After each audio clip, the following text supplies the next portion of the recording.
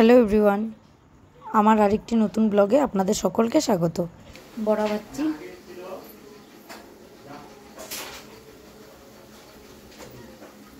মাংসের চর্বির বড়া, অনেকদিন পর এসেছে বাড়িতে।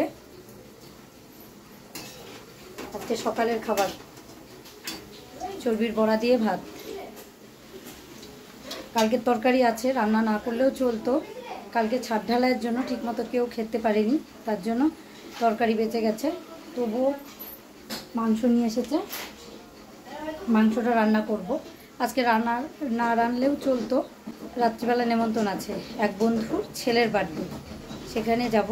তবুও মাংস পুরোটাই রান্না করে রাখবো, থাকলে কালকে আর রানবো না। মাংসটা একটু দেরি করেই বসাবো, তার জন্য গোছগাছও দেরি করেই শুরু করেছি। যখন আমরা চর্বির বড়া দিয়ে ভাত খেয়েছি তখন প্রায় অনেকটাই বাজে, 1টা পার হয়ে গেছিলো। তার জন্য রান্নাটাও দেরি করে করছি, যাতে তরকারিটা আর জাল না দিতে লাগে। একেই তো গরমের দিন, আর আমাদের রাতের খাওয়াটাও অনেক দেরিতে হয়, তার জন্য অনেক সময় তরকারি নষ্ট হয়ে যাওয়ার ভয় থাকে।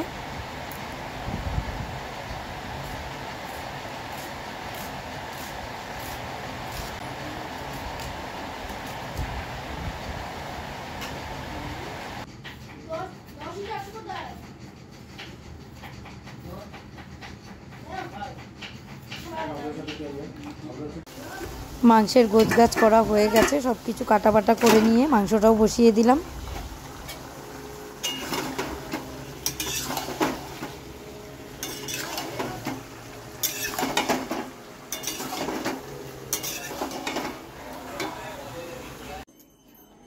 রান্না করে গ্যাস পরিষ্কার করা হয়ে গেছে, আর আজকে রান্না শুধু মাংসই করেছি, আর এতটুকু আছে।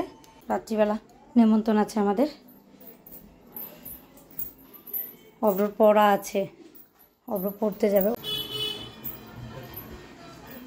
সন্ধ্যা হয়ে গেছে। এই দুদিন থেকে যে জামা কাপড় জমিয়ে রেখেছিলাম ওটাই এখন ধুয়ে আসলাম, পুরো ঘেমে গেছি। আজকে অব্রর পড়া আছে, শুধু একটা জায়গায় পড়া আছে। ভাবছি আমি নিয়ে চলে যাব একবারে, ওখান থেকে পড়া ছুটি হয়ে গেলে ওকে নিয়ে একবারে যার বাড়িতে বার্থডে সেখানে চলে যাব, সন্ধ্যা দেব।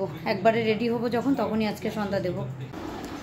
জামা কাপড়গুলো সকালেই ধুয়ে দিতে পারতাম, কিন্তু ছাদ ঢালার পরের দিন আবার ওই দাদারা এসে সিমেন্ট গুলিয়ে দেয়, যে ওটাই আজকে করে দিয়ে গেল। কিন্তু অব্র স্কুল ড্রেসগুলো ধুতে পারিনি, এখন ভিজিয়ে রাখবো, পরে রাত্রিবেলা ধুয়ে জল ঝরিয়ে রাখবো, কালকে সকালে ছাদে মেলে দেবো। এত রাত্রিবেলা এমনিতেই কতগুলো জামা কাপড় জমেছিল, ওগুলো ধুয়ে দিলাম। ক্লিপ কিনতে হবে, ক্লিপ নেই। 5 জন মানুষ হিসাবে জামা কাপড়ের ক্লিপ কম হয়ে গেছে, তার জন্য জামা কাপড়গুলো ভিজিয়ে রাখবো, পরে ধুয়ে জল ঝরিয়ে রাখলে সকালবেলা মেলে দেওয়া যাবে। ঝড় উঠে আসছে, ভাবলাম ছেলেকে পড়তে নিয়ে যাব। ভালো পরিমাণে হাওয়া উঠছে, বৃষ্টিও নেমে গেল। এরকম হাওয়া আর বৃষ্টি হলে কি করে যাব? মনে হয় আজকে পড়তেও পাঠাতে পারবো না, তার সাথে বার্থডেতেও যেতে পারবো না। ও মা, দেখুন কি অবস্থা। আসি।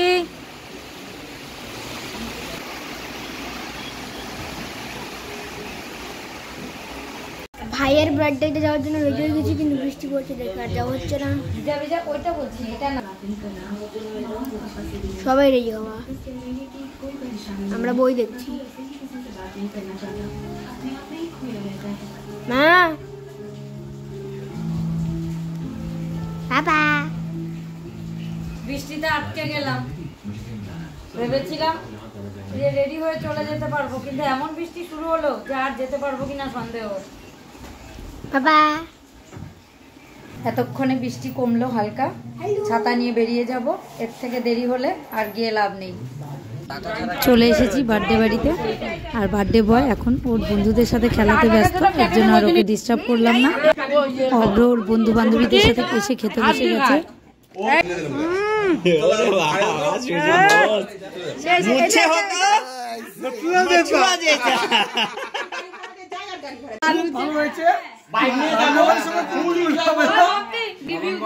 সেই সুন্দর,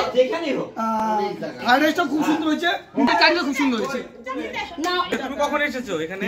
আমি অনেকক্ষণ না, বৃষ্টির জন্য আরো আগে আসতাম, বৃষ্টির জন্য আসতে পারিনি।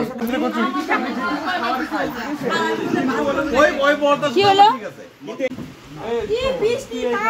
সব ভালো হয়েছে। এই সে রাধুনি একজন মাথায় হাত না